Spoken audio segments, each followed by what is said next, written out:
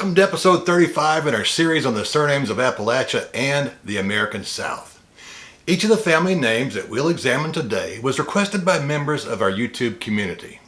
You might note that I discuss surnames in the order that I received them, and I appreciate the opportunity to serve as a resource for you. I also appreciate your patience as I make my way through the names still on our list. I'm posting an email address to the Vanntage Point in the description so you can request a surname catalog if you want one. It contains all the family names that we have covered up through this week. So, today on the Vanntage Point, we'll be talking about 9 Appalachian and Southern surnames. They'll take us from America to Ireland, Scotland, England, Wales, Germany, and Scandinavia, the land of the Vikings. I hope you'll join me. Let's get started. Number 1. Redden. It's rare for me to find a Scottish name that's not listed in Henry Harrison's book on the surnames of the United Kingdom. But that's what we have right off the bat. Redden is a locational name taken from a place in Roxburghshire, Scotland. Yes, that's Roxburghshire, Scotland. One fascinating bit of historical trivia about Redden is tied to a burn or creek that flows along the Scottish border with Northumberland, England. Redden Burn was an important place in the diplomatic history of England and Scotland before the reign of James VI and I. Emissaries from Scotland and England would often meet there to hammer out diplomatic issues. The surname Redden is not found among the common surnames in any country in the Isles other than Scotland. There is, however, a similar name found in Ireland, but it has a different story. That name is traceable to the O'Redden family of County Clare. They were hereditary stewards of the O'Briens in East Clare. By the way, the O prefix in Irish surnames means the grandson of so-and-so. It's not uncommon for families to drop the O in front of their names. At the end of the day, I think we in Appalachia in the South can regard Redden as a Scottish name, while Redden with an A is most likely of Irish derivation. Number 2, Rowan. If you and I are roughly the same age or a little bit older, you might be recalling Rowan and Martin's Laugh-In's TV show back in the late 1960s and early 1970s. Rowan also reminds me of Rowan and Littlefield, the publishers of 2 of my books.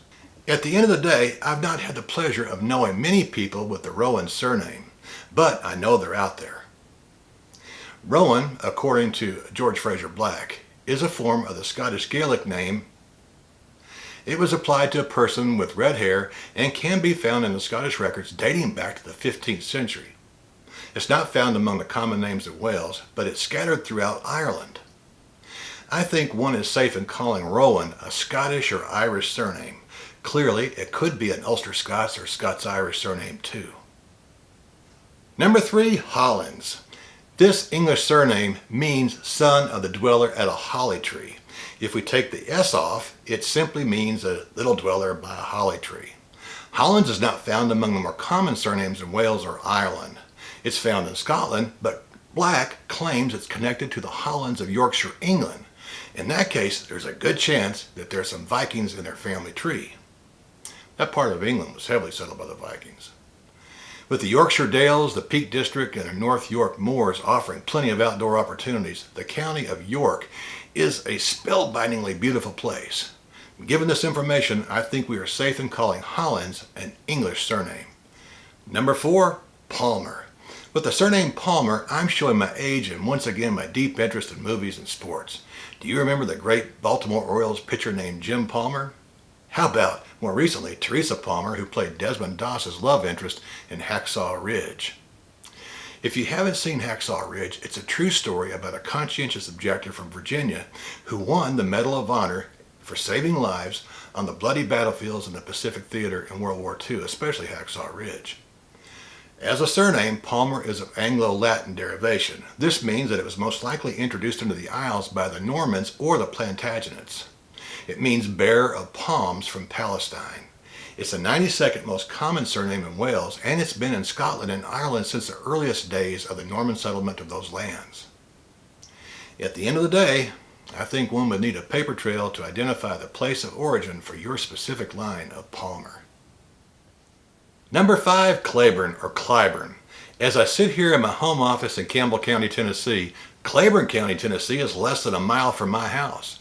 My wife and many friends, as well as several former students, are natives of Claiborne County, so it's a name close to my heart. Claiborne is a spelling variant of the English Claiborne. It most likely referred to a dweller by a creek near a cliff. It's not found among the common surnames in Wales or Scotland. It was introduced into Ireland from England before the middle of the 17th century, but several Claiborne families came to Ireland with Oliver Cromwell, beginning in 1649. It's not listed among the common surnames of Scotland or Wales, so I think we should consider Claiborne an English or an acculturated Irish surname. Number 6, Jenkins. When I saw the request for Jenkins, I got a little excited because one of my favorite English professors was Margaret Jenkins, and she's still alive and she lives in Knoxville, I believe. Jenkins is an interesting name because it shares its origin with Flemish settlers in Wales and Scotland. It means the son of Little John. Jenkins is the 16th most common surname in Wales, so it has deep roots in that county or country. Jenkin, without the S, has been in Scotland since at least the mid-1500s. Black also concedes that their presence in Scotland is due to the sizable community of Flemish settlers in the country. I think we in the South are safe in calling Jenkins a Welsh, or in the case of Jenkin without the S, a Scottish surname. Number 7, Meadows. Meadows is an old English name that was given to one who dwelled by grassland. That's not a difficult chore these days, but back in the 5th century AD, it was a bit more challenging to find such a place.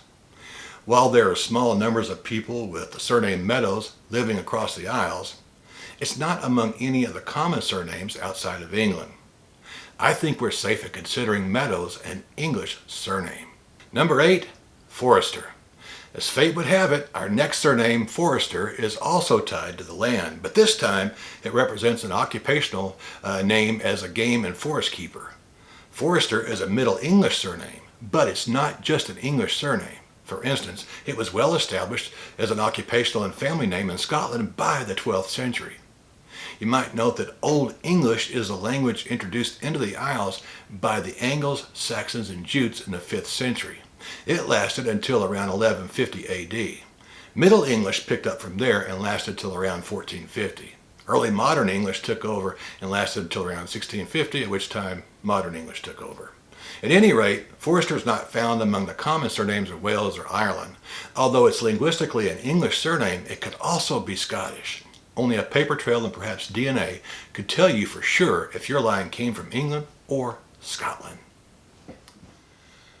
Number 9, Wilde. When I saw the request for Wilde, I immediately thought of the Irish poet Oscar Wilde, who lived from 1854 to 1900.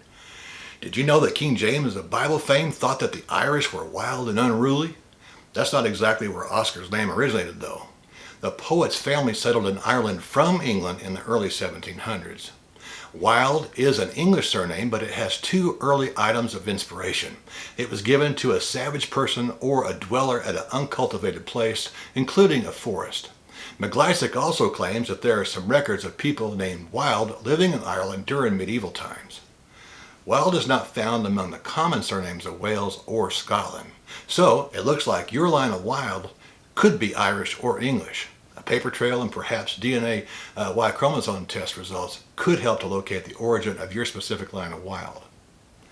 Well, folks, that's all I have for you today. I hope you got something helpful out of our discussion.